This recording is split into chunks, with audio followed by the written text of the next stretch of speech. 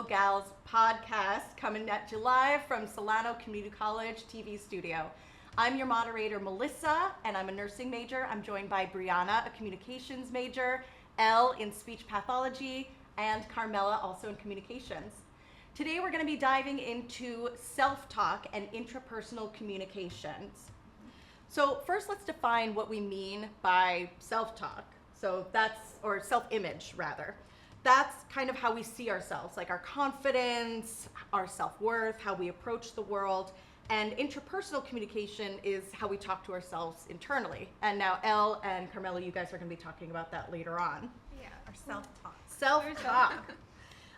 Research on compassionate parenting, including a 2026 study published in the Journal of Family Psychology by Hakura Oshika, shows that children who grow up with emotionally supportive parents tend to develop stronger self-esteem. Now, that doesn't mean having good self-image is like, I'm perfect, I'm the best at everything, but it just means you're worth more than the mistakes you're making in your life. Yeah, I mean, the other is like borderline narcissism. Yes, I mean, there's people out there that exist. I'm perfect. Absolute confidence, just no matter what. Yeah. And families can shape that. Because the children really observe like how their parents are interacting with each other, how they're speaking to them, and then they internalize that, and then that's how they see themselves. Our caregivers are going to play a really big role. Yes. Talk. It's so interesting because no child is born with like a positive or a negative self-image. Everyone's born like neutral. So the parents have the job to shape that. Yeah, and as a parent, it's terrifying. Yeah. Like every day, I'm like, did I just ruin his self-worth? It's like, is this how they're gonna talk to themselves? I know. Or see themselves as like teenagers? Like, how are they gonna interact with other people as well? Because I know that's something was it interpersonal? Intra and then inter. Yeah. There we go. That was that. Yes. Yeah.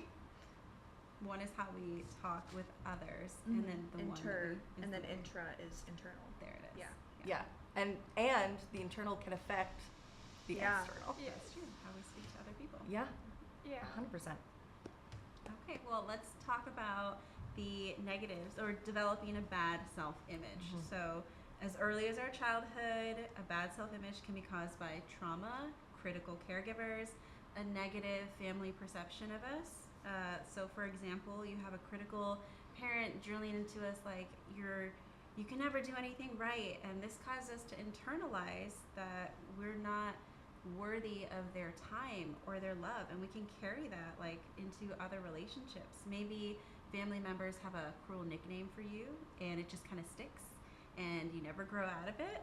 As we get older, our self-image can be developed through our friend groups. Show me your friends and I'll show you your future, and that can speak as well as like having the downer friend group rather than having like an encouraging group of friends that are going to uplift you. These friends can help you develop negative self-image by just always, beating you down, not like helping you get out of that rut. Yeah, I think it's kind of normalized to like kind of poke fun at your friends and like a bullying type of dynamic sometimes. It was like, who has it the worst? Yeah. To make like your ego feel better. Yeah, like yourself. competing to who has the worst situation or something like that. But like internalizing that, you're like, wow, my life is like horrible. Yeah, you go home and you're just like, I feel awful after spending time with these friends. Or if somehow comparison and you decide that your life is pretty good, like how is that going to reflect? Like now you don't feel validated in your struggles, like in comparison to other people. Like, oh, I don't have it as bad as other people, therefore I don't have like the right to suffer or like the right to feel bad. Yeah, there is that of people being like, if he's going through this and so much worse than me, why am I feeling sad? And sometimes it's hard to find a group of people that will actually push you up. Mm-hmm. Because if you live in an environment where your parents are kind of like this, your family's kind of like this, it's hard for you to see a good group of friends since you don't have an example of that. Yeah. Mm-hmm. So I think both concepts of like self-image and like our self-talk, it can change over time and because of our circumstances. I know that having like a toxic mentor, teacher, bosses, individuals who do not value us or they lack the knowledge of who we are, they may attack our relationship through false accusations. They can push us in a direction that causes us, again, to stay in those ruts, not grow. They may not provide a safe space for us to practice being our authentic self, or like you mentioned, like even our own environment. Romantic partners, whether toxic or with good intentions, they can claim that, I have your best interest at heart.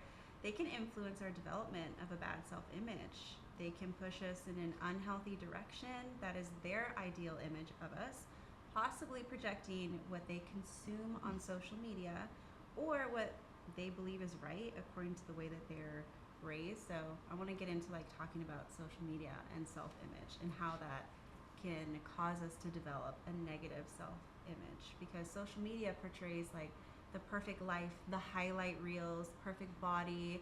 Now we have AI when it comes to like the perfect body. Like, is this real? Is this not real? My body doesn't look like that. The perfect career, perfect, work-life balance. It causes us to compare, which can lead us, into having these feelings of inadequacy. And in Brene Brown's book, Atlas of the Heart, this was published in 2021. I highly recommend this book. She speaks on simultaneously trying to fit in and stand out, which is like what we present when we're on social media, and how we perceive our standings or rankings with these comparisons can affect our self-concept, our level of aspiration, and our overall feelings of well-being, even like our physical feeling. Yeah. For sure. When you are on social media, you always try to be unique, but not too unique, because you also don't want to go. Weird. Yeah, you don't want to go to the path of being weird, and then you're like outcast in a whole complete section. You're not trending anymore. Yeah. I got 2 likes on that post. Get it together. There's a fine line you ride on social media, like mentally. It's like, am I doing too much? Am I not doing enough? Like, how are people perceiving me? And do they not like me because I'm not getting a lot of likes, or like dealing with all that? There's a big comparison, like you said. We only see the highlight reels, so sometimes we see, moms or artists, and we're like, how can you do all this all the time? And then you look at your life and you're like, I need to do laundry, I need to do dishes, I need to study. And we don't see the support that person has to be able to live Maybe that life. hiring a babysitter. Right. Yeah. And their reels are like 30 seconds long. Yeah. You're literally getting like a condensed version. Like, Fraction of a yes, fraction. they've been doing their laundry and folding it, but it took them like 16 hours that day. So like between like drying it, folding it, putting it away, Setting up the tripod. Hitting record, walking back. It's like, get ready for it. She's like, waking up and like washing her face. To me. Just like watching someone wake up. It's like, we know that. We know you woke up to set this up. That's weird to me. Yeah. I was thinking about that. Yeah. And on top of self-image, your self-image is reflected in the way that you talk to yourself. You say good things about yourself, you'll feel amazing. However, if you say bad things about yourself, you'll feel horrible. Interpersonal communication, or self-talk, is the internal dialogue that occurs within an individual's mind. It's the way you talk to yourself, narrate ideas, and think. There's a big misconception about intrapersonal communication versus interpersonal communication. As we talked about in the beginning, intrapersonal communication is the way we communicate with ourselves. Therefore, interpersonal communication would be the way we communicate with others around us. Both of those are like interlinked, and I think we'll get into that later. So the way you talk to yourself develops, I think, mainly in your childhood, because you're surrounded by a bunch of people who are constantly influencing you. You're mirroring. Yeah. In a book titled Understanding the Whole Child, Prenatal Development Through Adolescence, written by Jennifer Paris, Antoinette Ricardo, and Don Ryman, published on July 7th, 2020, it reads, Vygotsky concentrated on the child's interactions with peers and adults. He believed that the child was an apprentice, learning through sensitive social interactions with more skilled peers and adults. For context, Vygotsky was the creator of socio-cultural theory, which emphasizes the social interaction and culture are fundamental to cognitive development. We develop self-talk by observing others, the way they talk to themselves, each other, and especially to us. Interpersonal communication evolves through life experiences where we analyze events and formulate personal beliefs and values. So how you're interacting within a culture or with like your family, how the dynamics work. I think it was one of you who mentioned like being given a name by your or like your Yeah. a bad nickname. yeah, a like- bad nickname or like a label or something of that sort where your entire self-image is based on that, and then because of that you talk to yourself in a certain way. Like if you're named like stupid, you're always gonna It's say, like, yeah, I'm come so on, stupid. dummy. Like, Yeah. Exactly. You're like, man, yeah, I am a dummy. Like, I Yeah. can never do anything right. Yeah, everything internalizes. It's like, why even try? Yeah. Yeah. Yeah. I have here some examples of a bad self-talk, just so we can kind of understand like what it looks like. Because sometimes, you know, it's so there's so much. Yeah. It's broad. It's Okay. broad, yeah. I like that. So, according to an article I Very Well Mine, written by Elizabeth Scott on October 29th, 2025, research shows that negative.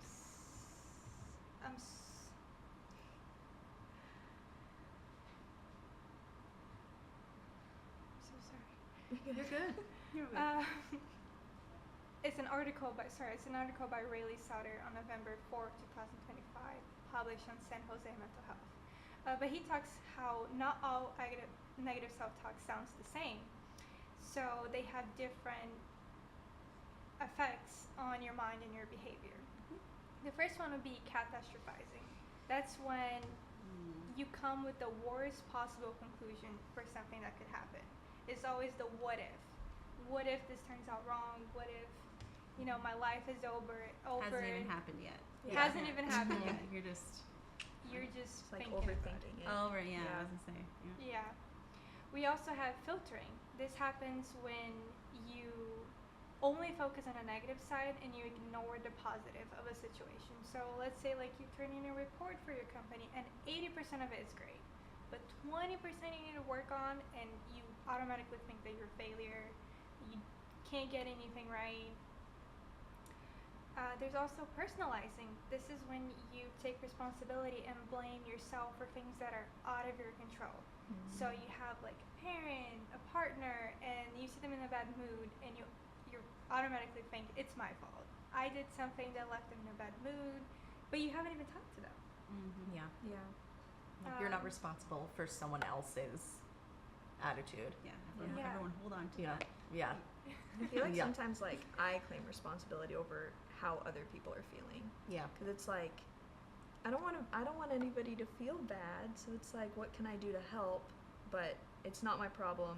Which Yeah. but like just let yourself I still want to help. Right. I And you mean, but can they're be there also to in a way support. making it your problem because they're Yeah. making the room tone like very uncomfortable. You're walking on Oh. eggshells. Yes. Yeah, And if you're you've just ever thinking had. to yourself. Yeah. You're like in survival mode. Like, how am I Yeah. going to Yeah. diffuse this bomb to make it Yeah, because nice I for want to. everybody else? Yeah, I want to keep myself safe, and I want to. Not saying like worst case scenario, but still, if someone comes into work with a bad mood, it's like Makes them that like, kind of "Oh." ruins everyone else's day. Or you want to Yeah. avoid that person, or maybe Yeah. you can't avoid that person because you have to do like a group project or Yeah. presentation with them. We have to do a podcast with this person. Yeah. What are we But, gonna like, do? If somebody in your family's in a bad mood, like internalizing that and like, did I do something Yeah. to set them off? Like my mom, I love her, but sometimes she can get in that mood where it's like, did something happen? Did I do something? Where it's like, how do I fix this? Like me to her and her to me. It's like navigating that is just a total nightmare. Oh yeah,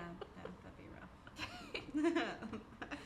So what's the big deal? What's the payoff here? Like we're talking about building a strong image, like intrapersonal communication with ourselves. So what are we gaining from it? Like what are these real world benefits? Well, some of it has to do with like getting a job, you know, like taking risks, going out on a limb, doing something you don't expect because you have the confidence to deal with the aftermath if it doesn't go your way. you know, when you're believing that you belong in a social setting or a professional setting, you don't have that imposter syndrome that we've talked about before. You know, you have that inner voice, and it can tell you, like, you should not be here. They made a huge mistake when they invited you or when you got this job.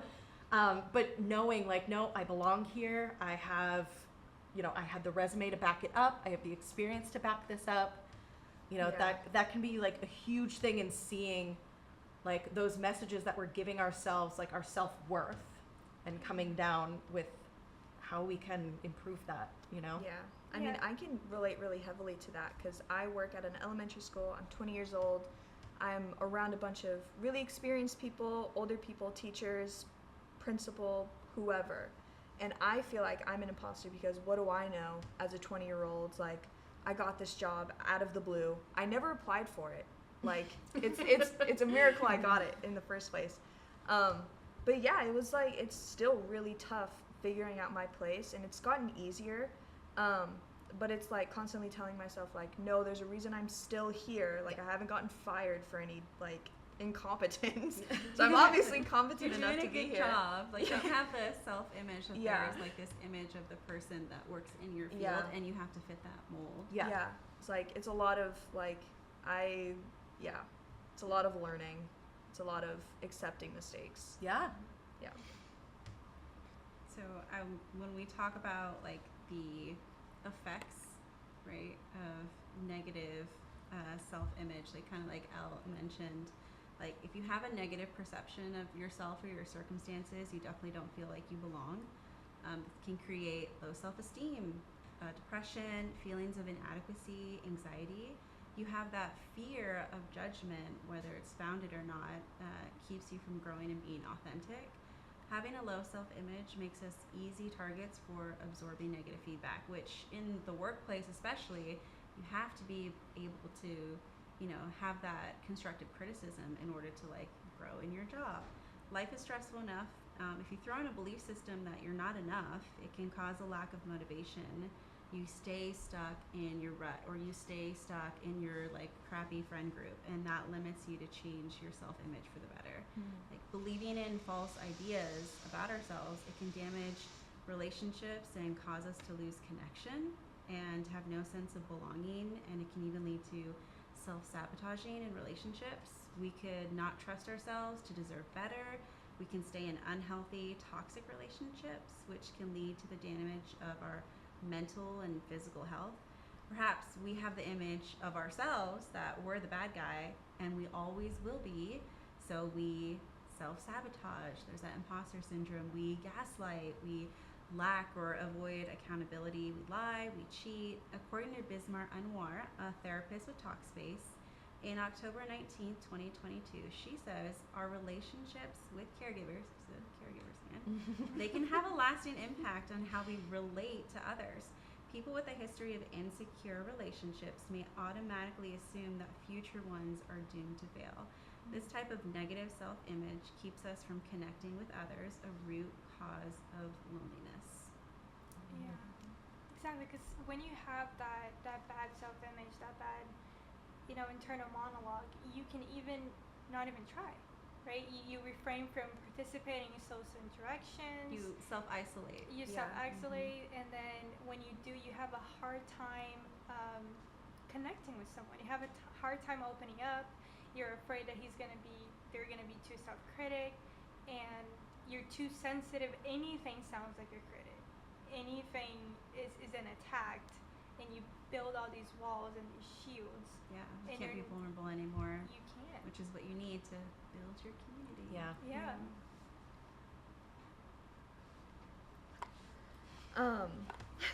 Sorry. No, you're fine.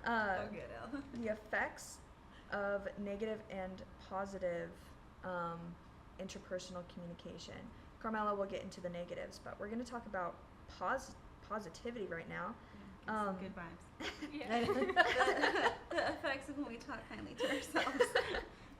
Having good self-talk can result in overall better health.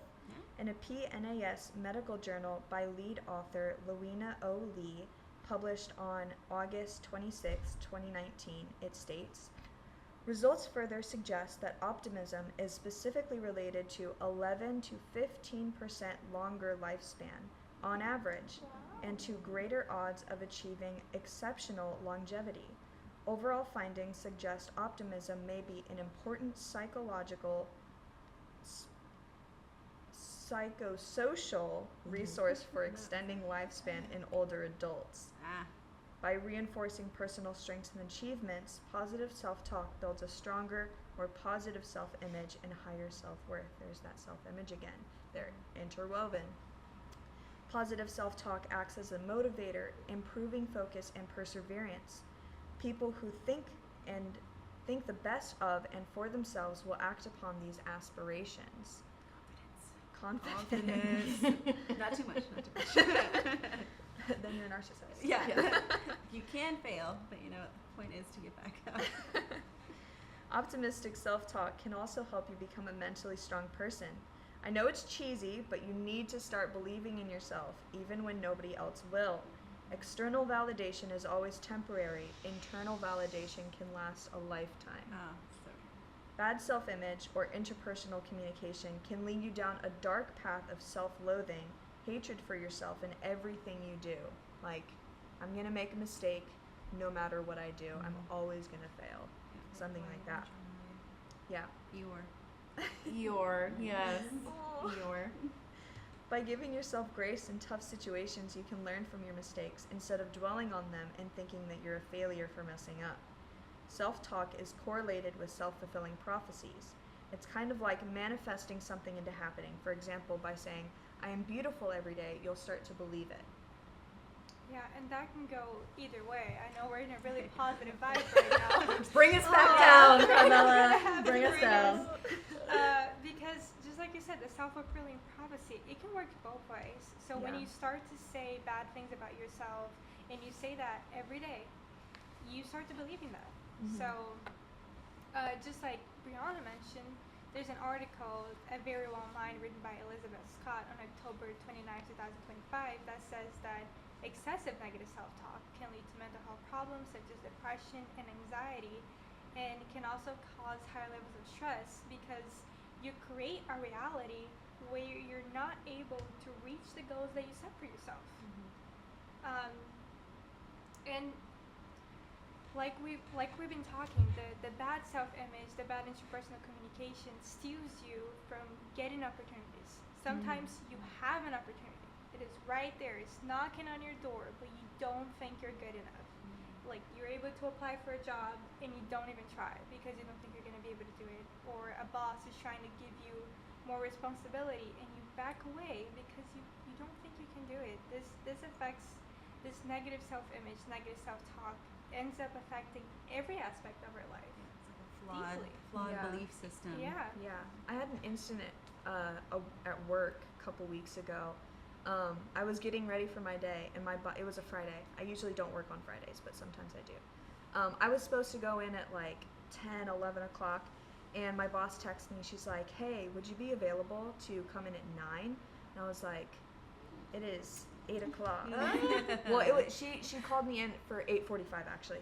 And it was 8 o'clock. I had just gotten out of the shower. I had no time. In order to be there on time, I would have to leave in 15 minutes. And she was calling me to go to another elementary school to cover for somebody who was absent. And I had no familiarity with the layout of the school, of the kids that I would be pulling from class, the speech and language pathologist that I'd be working with, nothing.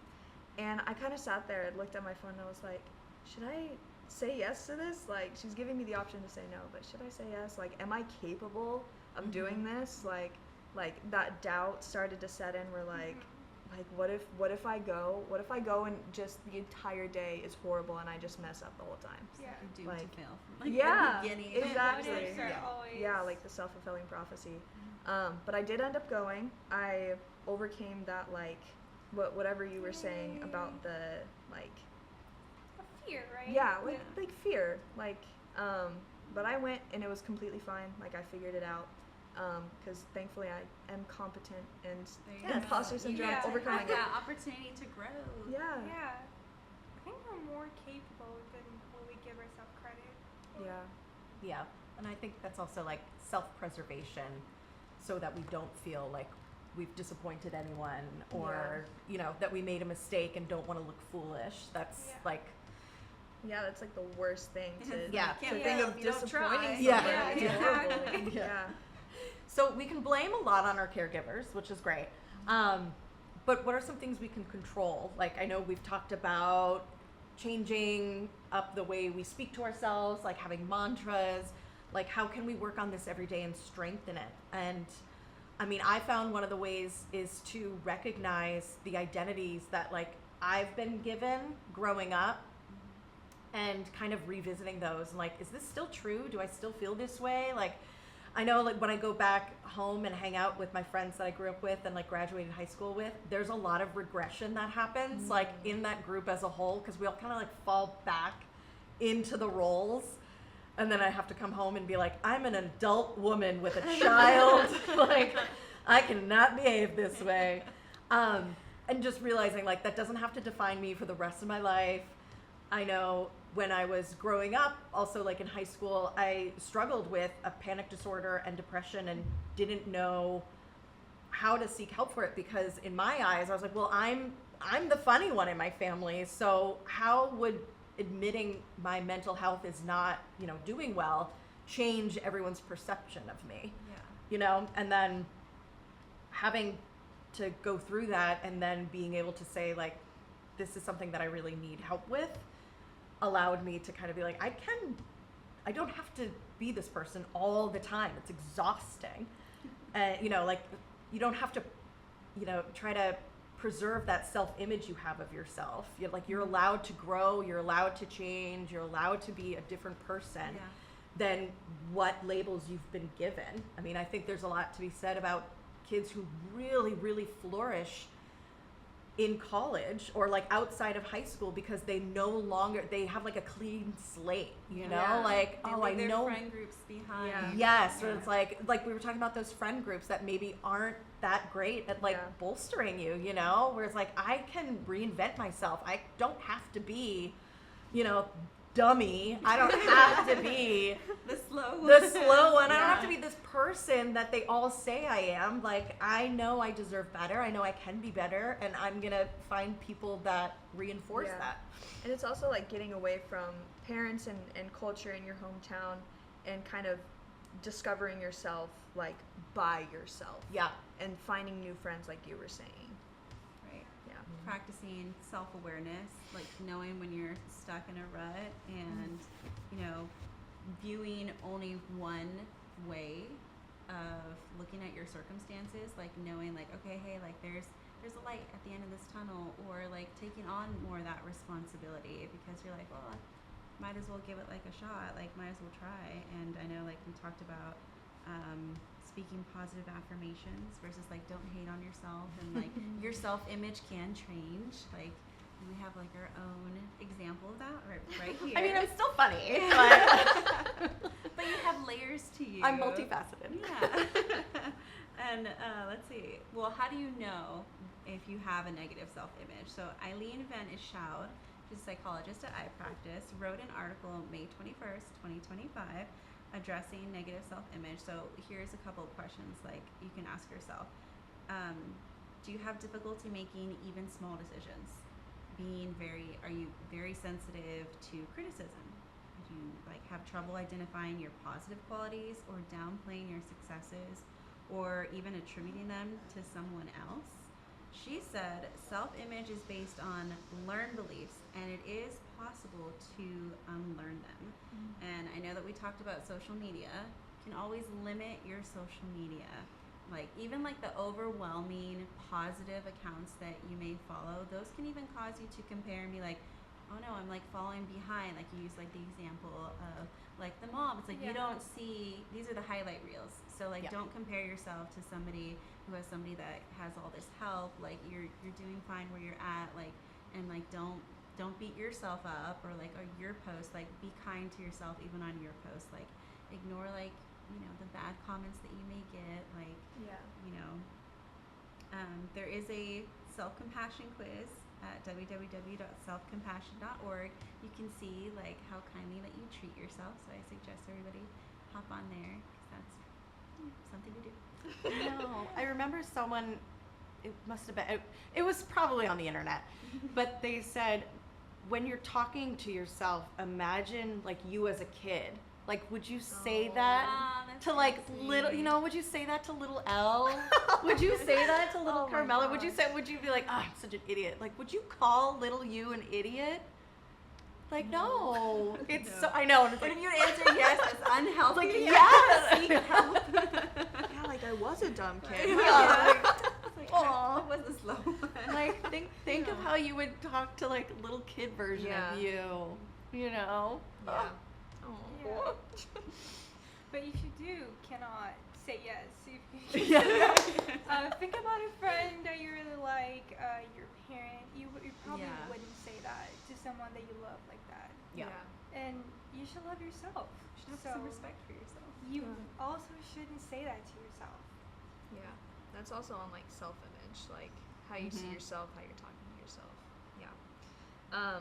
Based off of Brianna's little quiz, if you get a bad score and you talk to yourself poorly, there are a few tips to improve the way that you talk to yourself. Like remembering, like talking to a loved one or like younger self, like think, would I say this to somebody I love? Kind of like check yourself, like. Another tip is to get professional help. If you're really struggling and constantly like badgering yourself, like, oh, I just suck, having a therapist or counselor or just talking to somebody in general about it, and kind of figuring out like where the roots lie, which parent did this to you. Yeah, which caregiver was Parents. it that caused all these development problems? Yeah, like root causes and figuring out where it is and then like plucking it out and improving. Yeah, that has like it's nice to talk to someone because they can have a different perspective on your life. Maybe they don't know your parents, they don't know the friends that used to call you slow. Maybe it's so a new friend group. It's a new that friend group. encourages you because you put yourself out Yeah. there because you want to grow, you want to get out of your rut. Yeah, and they have a different view of your life and they can give you some advice that maybe you never thought about before. Yeah. Personally, I love writing in a journal. I do gratitude. I do like poetry. I love expressive writing, and it really helps me like get my thoughts out on paper. Like I was journaling last night. It's like, God, life sucks right now. But I was like, I clocked myself. I was like, okay, why am I saying these things? Mhm. Like, I need to be kinder to myself. Yeah, give you just myself crushed it with more- extra responsibility. Like you nailed that. Yeah. Yeah. Okay. Thanks. Good friend group here, guys. I mean, you had this to look forward to. Another awesome method in improving the way that you talk to yourself is practicing self-affirmations. In an article published by American Psychological Association, written by Lee Weinerman on October 27th, 2025, it reads, "Even brief, low-cost self-affirmation exercises can yield significant psychological benefits in terms of enhancing personal and social well-being. More importantly, these benefits are both immediate and long-lasting. Practice saying good things about yourself very simply. Practice saying a glass being half full rather than half empty. By improving the way you speak to yourself, your self-image will improve as well. Your confidence will grow, enabling you to achieve much more than you might have previously imagined. A lot of limitations we hold are self-inflicted. I'm not talking about limitations as in like speed limits. Thank you for that differentiation there. I'm talking about confused. mental limits. There it is. There's yeah. a phrase circling online called exercising free will. I love this so much because it's encouraging people to like jump out of their comfort zones and like kind of overcome the mental limitations that they put on themselves. Kind of like job interview. I'm exercising my free will. I'm going to say something like that I'd never say, but it grabs the interviewer's attention. And that like is a way that you can get that job, and like being not impulsive but more outgoing and like not holding yourself to the bounds of cultural and society. Don't have that fear of judgment. Exactly. Yeah. Don't have fear of judgment from other people. Yeah. Talking about limitations, so there's an article on Mental Wellbeing Association written by Jessica Maurer and published on May 12, 2025, that talks about how important it is to have a growth mindset, to not have that fixed mindset, but to develop a growth-oriented one so we are able to transform the self-talk into a tool for motivation. So let's take an example. If you text a friend and they do not answer you for a few hours, instead of you jumping to the worst conclusion, which is like, they don't like me anymore, catastrophizing, you can say they're just probably busy. There's a few questions that we can ask ourselves in a situation like this. So we can ask, what are the facts of the situation? Am I getting a conclusion based on assumptions? So when you look at it with a logical view, a more neutral, not with all that negative emotion, we can have a clear view of the situation and not let that drag us down. Yeah. Did we want to do a quick self mantra? Oh, yeah. You wanna lead us in a little mantra? I am valuable and worthy of love. I can make mistakes. I am exactly where I need to be at this moment in time. Love it. I am capable of growth and improvement. Awesome, guys. Well, this has been the Owl Gals talking about self-image and intrapersonal communication. I've been your host, Melissa. We have Carmela, Brianna, and Elle. We've been at the SCC Studio TV. Yeah. Yes. Thank you so much for having us.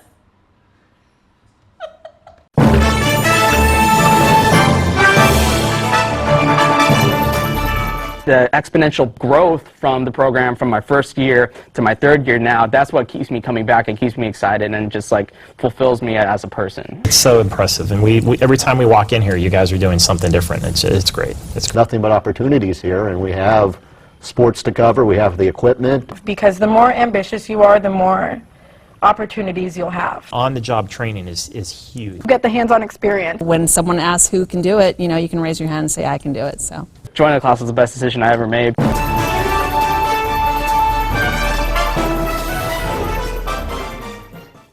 Stand by, we're going to go to cut one. And cut one. Cross court to Audrey Jones. Audrey for three.